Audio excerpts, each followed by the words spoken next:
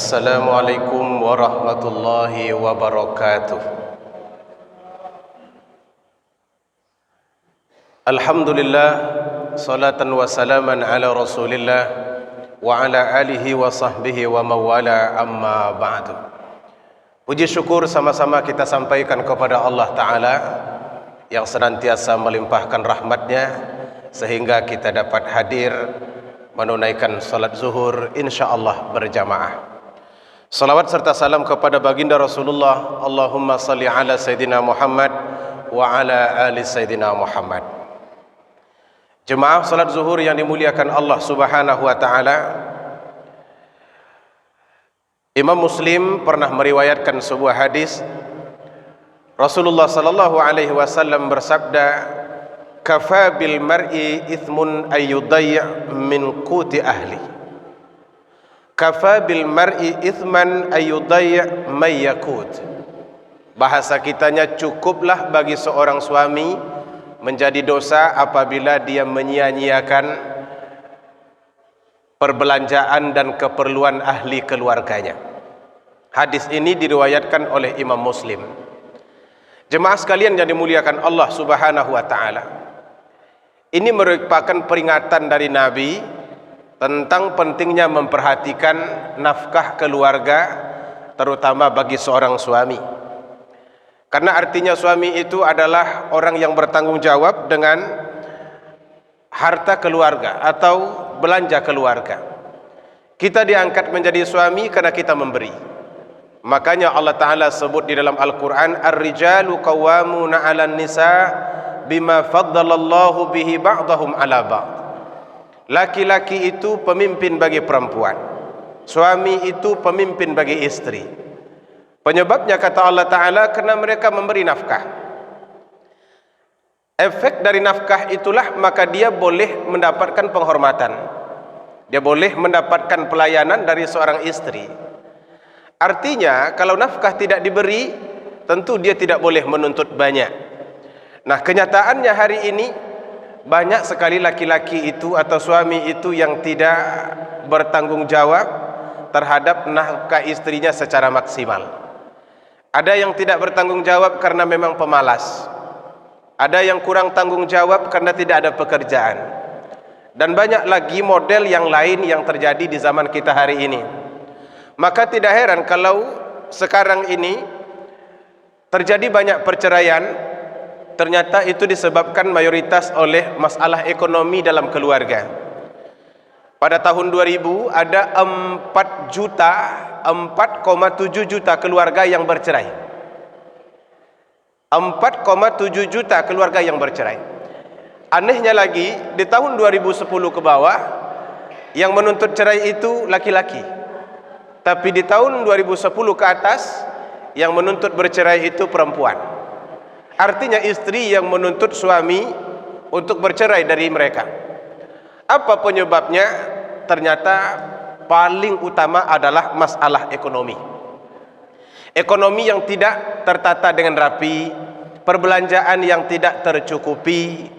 Ada sifat ke suami ini kadang-kadang yang royal kepada orang lain tapi ketat kepada istrinya.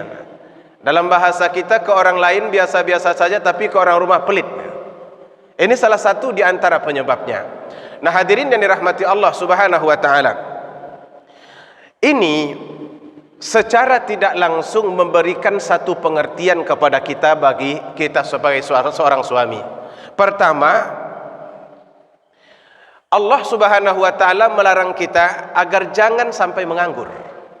Bekerjalah dengan baik, bekerjalah dengan sungguh-sungguh, sehingga nafkah keluarga itu bisa diberikan sesuai dengan tuntutannya. Bukan berarti harus banyak, tetapi jangan sampai kekurangan nafkah itu menyebabkan istri dan anak kita merasa sulit di dalam kehidupannya.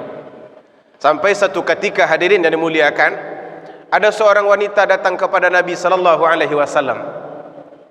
Beliau mengeluhkan tentang sikap suaminya yang pelit, hingga sikap pelitnya itu menyebabkan beliau merasa sangat kesulitan dalam hidupnya.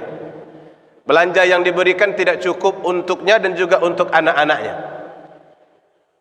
Maka dia bertanya kepada Nabi, bolehkah saya mengambil harta suami saya itu secara diam-diam? atau tanpa pengetahuannya. Kata Nabi sallallahu alaihi wasallam, "Khudh, ambillah sesuai dengan kebutuhanmu dan kebutuhan anak-anakmu, tapi jangan berlebih." Nah, ini artinya menghendaki bahwa kita kaum laki-laki ini punya tanggung jawab besar. Sebab itulah Islam mengharamkan pengangguran, melarang kita bersantai-santai tanpa ada pekerjaan sehingga membuat kehidupan rumah tangga kita menjadi rusak. Yang kedua, penyebab sempitnya atau masalah yang muncul dari nafkah antara istri dan suami ini adalah sikap pelit suami seperti yang kita ceritakan tadi. Tidak sedikit suami ini yang tidak mengerti tentang hak dan tanggung jawabnya di dalam keluarga. Maunya dilayani, tapi dia tidak mau memberi. Maunya istrinya maksimal, tapi dia maunya memberi minimal. Ini sebetulnya satu keseimbangan yang tidak diinginkan oleh agama kita. Maka oleh karena itu menjadi dosa bagi seorang suami apabila sekiranya pelit itu membuat istrinya susah, pelit itu membuat anak-anaknya susah. Idealnya bagaimana? Seimbang antara tuntutan dan kemudian kewajiban. Walahunna mithlul ladzi 'alaihinna bil ma'ruf. Istri itu punya hak sebagaimana dia punya tanggung jawab. Dia punya tanggung jawab untuk melayani, memelihara, menyediakan rumah untuk kita. Tapi mereka juga punya hak untuk mendapatkan nafkah yang ideal, nafkah yang pantas. Maka tidak boleh seorang suami menahan-nahan nafkah istrinya, berpelit-pelit kepadanya. Pelit kepada orang lain saja kita berdosa, apalagi pelit kepada istri kita sendiri. Hanya banyak orang yang keliru dalam hal itu. Kadang ke teman dia royal, ke istri dia pelit. Kalau sudah diajak teman nanti makan, kencang perginya. Tapi kalau sudah istri yang meminta, banyak alasannya. Ini adalah keluarga yang tidak ideal. Nah, hadirin yang dirahmati, berapa sebetulnya standar nafkah yang harus dipenuhi oleh seorang suami itu terhadap istri? Kalau ditanya standar, sebetulnya tidak ada. Hanya pengukurnya adalah kebutuhan hidup. Kebutuhan hidup itu tentu berbeda-beda. Kebutuhan di kota dengan kebutuhan di desa ada bedanya. Kebutuhan negara maju dengan negara sederhana seperti kita ada bedanya. Nah, seorang suami mesti membuat standar yang biasa itu. Berlebih-lebihan memang tidak perlu, tapi jangan sampai kesulitan orang rumah kita hanya karena kita tak mampu mencukupkan kebutuhan hidup mereka di dalam keluarga. Ini menjadi dosa bagi seorang suami. Kafa bil mar'i ithman, cukuplah menjadi dosa seorang suami apabila dia menyia-nyiakan biaya hidup keluarganya. Kemudian yang ketiga, sebetulnya di dalam hadis itu Rasulullah sallallahu alaihi wasallam ingin menyampaikan kepada kita tentang makna tanggung jawab.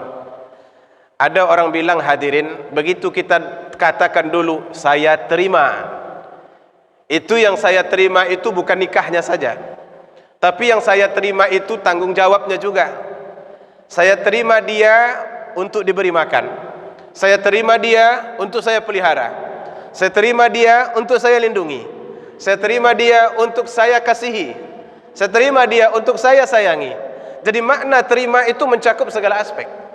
Karena itu kalau kita dulu pernah mengatakan taqabbaltu atau aku terima nikahnya, itu artinya kita bersiap untuk bertanggung jawab terhadap istri itu, baik dari kebutuhan lahir maupun batinnya.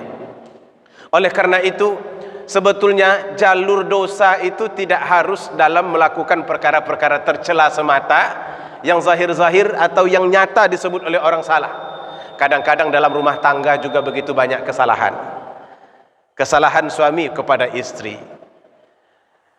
Kadang ustadz, istri kami juga salah. Itu tidak kita bahas pada pertemuan ini karena waktu kita memang singkat. Nah, hadirin yang dirahmati Allah Ta'ala, maka jadilah orang yang selalu memperhatikan nafkah istri dan anak-anak itu secara baik. Cukupkan kebutuhan mereka, kebutuhan makannya, kebutuhan papannya, dan kebutuhan sandangnya. Walaupun tidak mewah, tetapi kita tidak boleh menyia-nyiakannya. Menyia-nyiakan itu tercela di mata agama, menjadi dosa bagi kita, dan tercela di mata masyarakat serta kehidupan sosial. Maka oleh karena itu mari kita pelihara keluarga kita.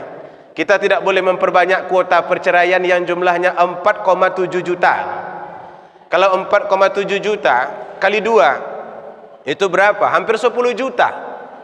10 juta, 5 juta laki-laki, 5 juta pula perempuan yang bercerai. Itu sangat banyak. Itu yang masuk ke mahkamah. Belum yang bercerai yang tidak masuk ke mahkamah. Maka ada data yang dikeluarkan oleh Kemenak, Kementerian Agama. Rata-rata dalam 1 tahun itu terjadi perceraian 500.000 pasang keluarga. Dari 2 juta pernikahan, 500.000, hampir 500.000 itu berakhir dengan perceraian. Dan penyebab terbesarnya adalah ekonomi. Tidak cukup nafkah. Maka Nabi pernah mengingatkan, jangan kalian berpelit-pelit kepada kepada istri kalian. Karena kalau sudah sampai pada puncaknya, maka mereka akan minta cerai dari kalian. Itu sudah pernah diingatkan Nabi dulu.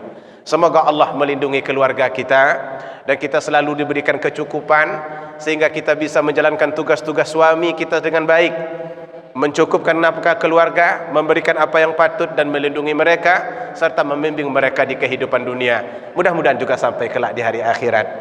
Billahi taufiq wal hidayah. Wassalamualaikum warahmatullahi wabarakatuh.